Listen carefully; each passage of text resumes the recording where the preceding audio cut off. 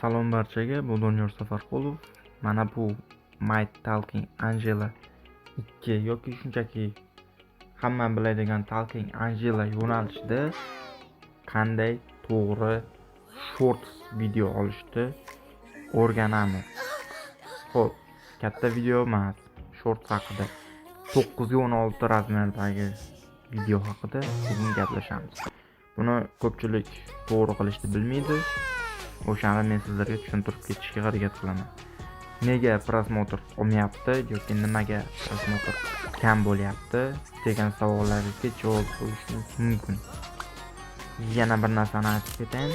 Sizni videongiz prosmotr olishiga faqatgina videoni o'zi ham bog'liq emas, sizni kanalingiz ham bog'liq. Dizaynni to'g'ri qilganmisiz, to'g'ri ochganmisiz, to'g'ri taglar ishlatganmisiz? O'shalar, hatto videoni qanday qilib nomlashingiz ham muhim. My Talking Angela, My Talking Tom, My Talking Hank, My Talking Ginger. O'shalarni aralashtirib video qilsangiz ham bo'ladi. Hammasini bitta kanalga joylab ketsangiz ham bo'ladi. Lekin alohida qilsangiz, masalan, Talking Angelaga qiz bolalar ko'proq obuna bo'ladi. Tomga alohida o'g'il bolalar ko'proq obuna bo'ladi. Sizdan kutilmalar shu. Talking Angelani qizlar kutadi, My Talking Tom'ni o'g'il bola kutadi. Prosmotrlaringiz stabil ketmaydi.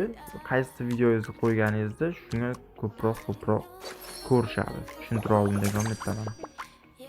Ya'ni Talking Angelani qizlar kutadi, shu qizlar ko'radi. Agar auditoriyangiz qizlar ko'proq bo'lsa, ko'proq prosmotrda aynan Talking Angelani o'zi oladi. Agar o'g'il bolalar ko'p bo'lsa, Talking Tom'ni kutishadi, shularni ko'proq ko'radi. Xo'p, videoni prosta olish kerak emas, videoda ma'no bo'lishi kerak. Qanaqa ma'no haqida gapiryapman, buni hozir sizlarga ko'rsatib berishga harakat qilaman. Masalan, oddiy o'ynaysizlar-ku, u bo'lmaydi mana sizlarga. Mana bu videoga ahamiyat bering.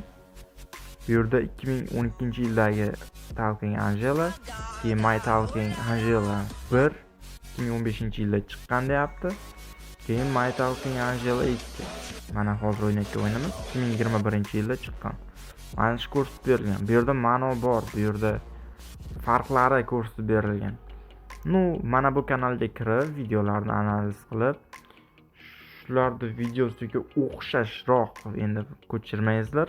O'xshashroq video qilsalaringiz ham prosmotr yeydi. Normal prosmotr oladi. Yana bir narsani aytib ketayin. Faqat katta video qilmoqchi bo'lsangiz, katta video, keyin faqat kichkina video qilmoqchi bo'lsangiz, shorts qilmoqchi bo'lsangiz, faqat shorts yo'nalishida keting. Aralash qo'ymaysizlar.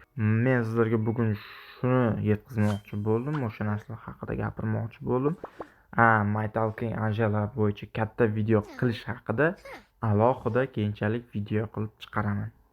Kanalimizga obuna bo'ling, bizni kuzatishda davom eting, like bosing, do'stlaringizga ulashib qo'yishni unutmang videoni.